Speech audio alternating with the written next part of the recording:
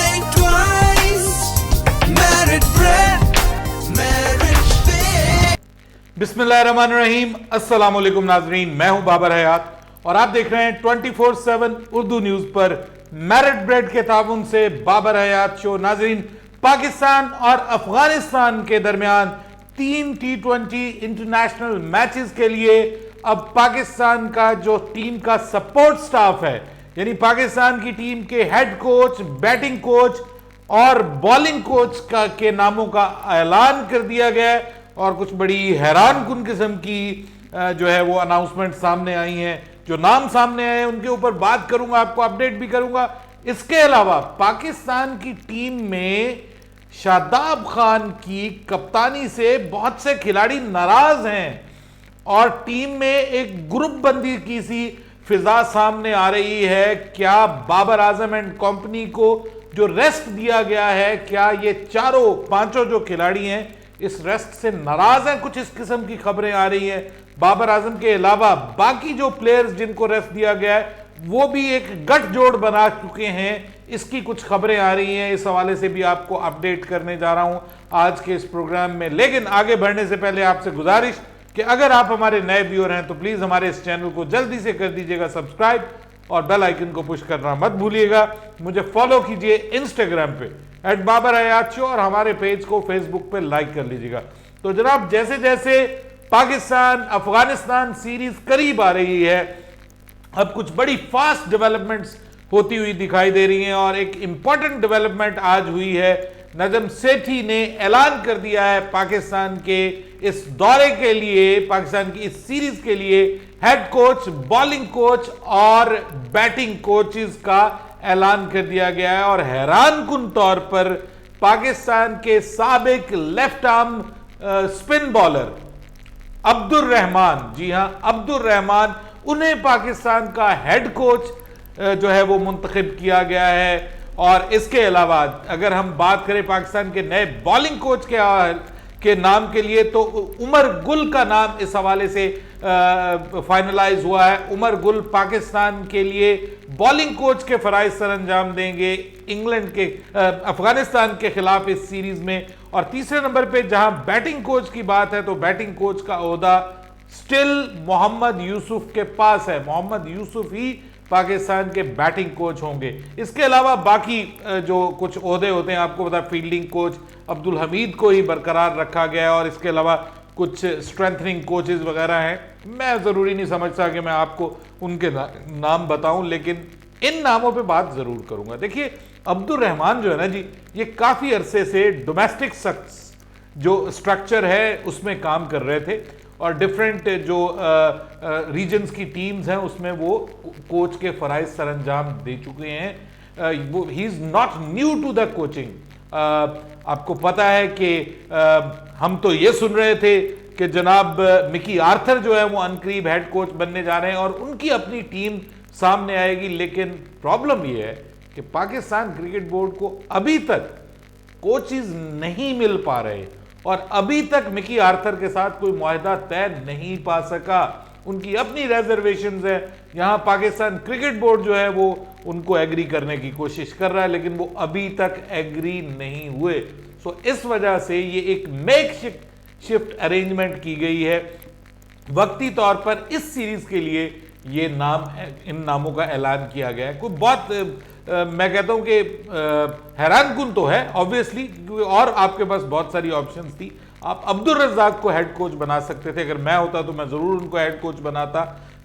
Different आपके पास options मौजूद थी, आप किसी और को भी बना सकते थे। लेकिन बहरहाल अब्दुल रहमान को अगर बनाया गया तो ठीक है, मतलब इस सीरीज की हद तक अब्दुल रहमान की जो सिलेक्शन है वो ठीक है, जस्टिफिकेशन किसी हद तक उसको दी जा सकती है। लेकिन बेटर ऑप्शंस वर देयर, इससे बेहतर ऑप्शंस मौजूद थे जो ऑलरेडी आपकी तरफ से काम कर चुके हैं। अब अगर हम बात करें हमारे जो बॉलिंग कोच हैं, इस हवाले से उमर गुल की जो सिलेक्शन हुई है वो मैं समझता हूं कि बहुत अच्छी हुई है, बहुत जबरदस्त किया गया है। जो पाकिस्तान का बॉलिंग कोच उन्हें बनाया गया और अफगानिस्तान के खिलाफ उनको पाकिस्तान का बॉलिंग कोच बनाया गया है। जिस अफगानिस्तान टीम के साथ इससे पहले उमर गुल काम कर रहे थे, T20 वर्ल्ड कप में भी उमर गुल जो थे वो अफगानिस्तान के बॉलिंग कोच थे और अफगानिस्तान की टीम जो कि एक स्पिन बॉलिंग अटैक की वजह से मशहूर है, उस टीम में फजले हक फारूकी और नवीन उल हक जैसे जो फास्ट बॉलर्स हैं वो सामने आए हैं, जिन्होंने अच्छी परफॉर्मेंस दिखाई है यहाँ पर T20 वर्ल्ड कप में। खासतौर पे फजले हक फारूकी बहुत अच्छी बॉलिंग करते हुए दिखाई दिए हैं और दूसरे फास्ट बॉलर्स भी अच्छी बॉलिंग करते हुए दिखाई दिए हैं। इससे पता चल रहा था कि उमर गुल ने अच्छा काम किया है वहाँ जो अफगानिस्तान की जो कोचिंग है उसमें वो खासे उन्होंने मेहनत की और अफगानिस्तान की फास्ट बॉलिंग का जो शोबा है वो खासा इंप्रूव हुआ है। तो इसी वजह से क्योंकि वो अफगानिस्तान के बॉलर्स को बड़ा अच्छा समझते हैं, इसलिए मेरे ख्याल में इस वक्त पाकिस्तान के लिए उनको बतौर कोच बनाना ये बड़ा अच्छा फैसला है। इससे पहले भी उनका नाम आया था, लेकिन फिर हमने सुना कि जनाब वो जो बॉलिंग को कंसल्टेंट है वो तो यासिर अरफात बन गए।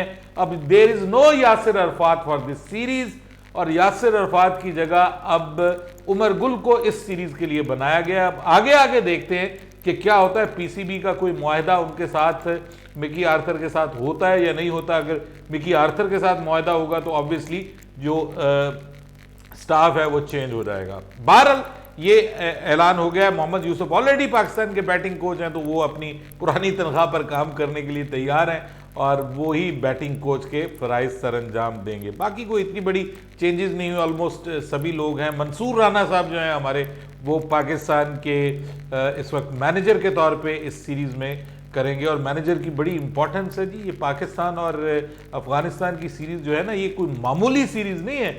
बहुत से लोगों की इसके ऊपर निगाहें होंगी।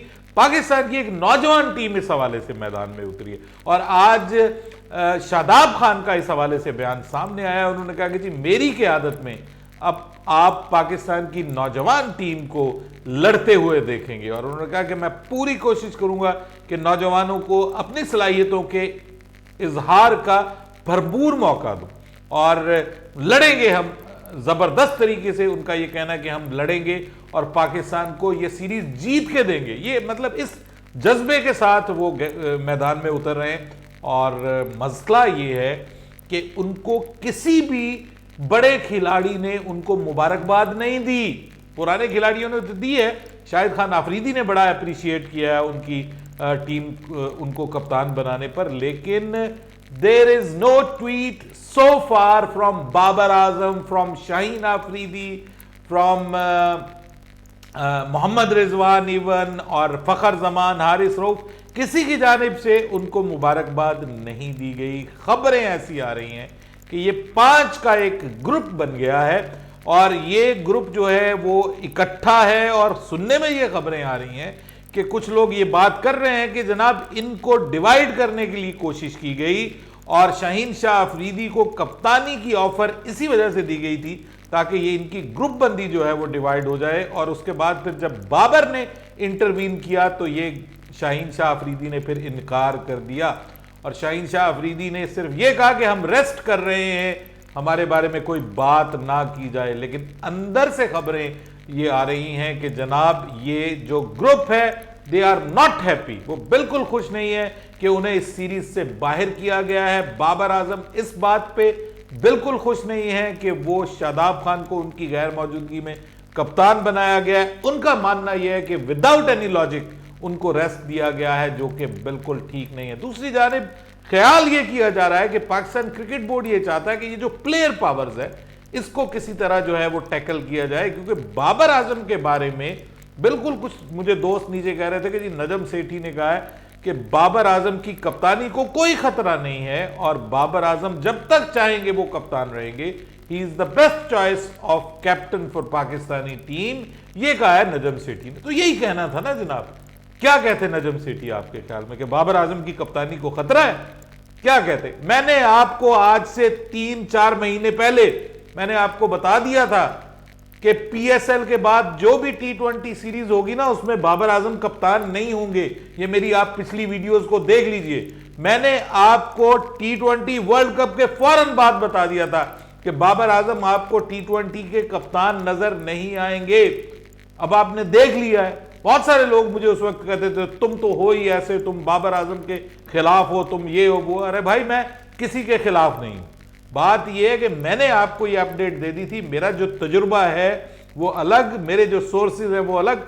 मुझे पता था कि बाबर आजम को T20 की हद तक कप्तानी से हटाया जा रहा है, टेस्ट मैचेस की कप्तानी से भी उनको हटा दिया जाएगा, वनडे में वो कप्तान रहेंगे और पाकिस्तान को बतौर कप्तान वो जो ओडीआई वर्ल्ड कप है उसमें वही पाकिस्तान की नुमाइंदगी करेंगे बतौर कप्तान के। ये मैं आपको ऑलरेडी बता चुका हूं और कई बार बता चुका हूं। अब वही हुआ है, शादाब खान को कप्तान बना दिया गया, लेकिन शादाब खान की कप्तानी पे खुश नहीं है ये 5 का ग्रुप।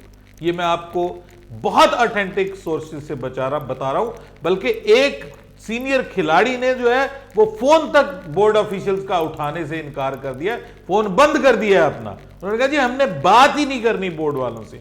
यानी इस हद तक नाराजगी चल रही है कि they are not happy at all, कि उनको क्यों रेस्ट दिया गया। बाय द वे ये कोई क़यामत नहीं है। हम मतलब बहुत सारे लोग जो हैं वो कंट्रोवर्सीज की बात करते हैं और कंट्रोवर्सीज फैलाई जाती हैं, कोई क़यामत आ गई है अगर इनको 3 मैचेस की सीरीज में नहीं लेकर के जाया जा रहा और कुछ नए लड़कों को, नौजवान चेहरों को मौका दिया जा रहा है, तो इसमें क्या बुराई है जी, क्या प्रॉब्लम है। अब इस बात के ऊपर नाराज हो जाना कि जी शादाब खान को कप्तान बना दिया है, जी बाबर आजम को रहना चाहिए था कप्तान, फिर बाबर आजम से पूछा तक नहीं गया कि जी हम आपकी जगह किसको कप्तान बनाए। बाबर आजम का इस हवाले से बाकायदा बयान सामने आया, उसने कहा जी कि मुझे शाहीन की कप्तानी पे कोई एतराज नहीं था, लेकिन मुझे कम से कम कंसीडर करना चाहिए था, मुझसे बातचीत करनी चाहिए थी कि जनाब आप रेस्ट पे हैं तो हम किसको कप्तान बनाएं। अब आप ये इस सारे बयान पे मैं कोई तबसरा नहीं करता, लेकिन इससे आप अंदाजा लगा सकते हैं कि जनाब कितनी मजबूत एक अप्रोच है बाबर आजम की जानिब से, और वो पसंद नहीं करता कि उसके साथ किसी दूसरे को जो है वो मेंशन भी किया जाए। और हालांकि शादाब खान एक नाइब कप्तान है, हालांकि उनकी बात मान ली गई है, चलिए वो पीसीबी नाकाम हो गया इस ग्रुप को तोड़ने में, ठीक है, शाहीन उसके साथ रहा है तो ठीक है, दैट इज गुड। लेकिन बात यह है कि शादाब खान की कप्तानी के लिए बाबर आजम को कोई ट्वीट तो करना चाहिए था कि शादाब खान तुम्हें बहुत बहुत मुबारक हो, तुम कप्तान बने हो और मुझे उम्मीद है कि तुम पाकिस्तान के लिए ये सीरीज जीत के लाओगे, ऐसा होना चाहिए था। लेकिन इसका मतलब यह है कि उन्हें भी कुछ मतलब स्मेल इस किस्म की आ रही है कि जनाब हमें किनारे पे लगाया जा रहा है, और ख़ास तौर पे कप्तानी के हवाले से बाबर आजम की कप्तानी को लेकर के कुछ खदशात इन लोगों में मौजूद हैं, और बाबर आजम को ये बिल्कुल पसंद नहीं था कि शाहीन शाह अफरीदी को कप्तान बनाया जाए। अब सो फार किसी खिलाड़ी का बयान इस हवाले से सामने नहीं आया जिसमें कोई मुबारकबाद दी जाए, कोई सपोर्ट किए जाए, कोई नेक तमन्नाओं का इजहार किया जाए। पुराने खिलाड़ी ज़रूर इस पे बात कर रहे हैं, बट जो इस वक्त टीम के बड़े खिलाड़ी हैं वो इस हवाले से कोई बात करने के लिए तैयार नहीं है। तो ये चीज़ नहीं होनी चाहिए। बोर्ड जो है अगर वो कुछ खिलाड़ियों को रेस्ट देता है तो इसमें कोई हर्ज नहीं है। इतने अरसे से क्रिकेट ही खेल रहे हैं, 2 साल से आप जो है वो किसी मैच में रेस्ट नहीं करते। एक खिलाड़ी को आपने पटड़ कर लिया, पहले फखर जमान हुआ, फिर जनाब आपके शाहीन शाह अफरीदी।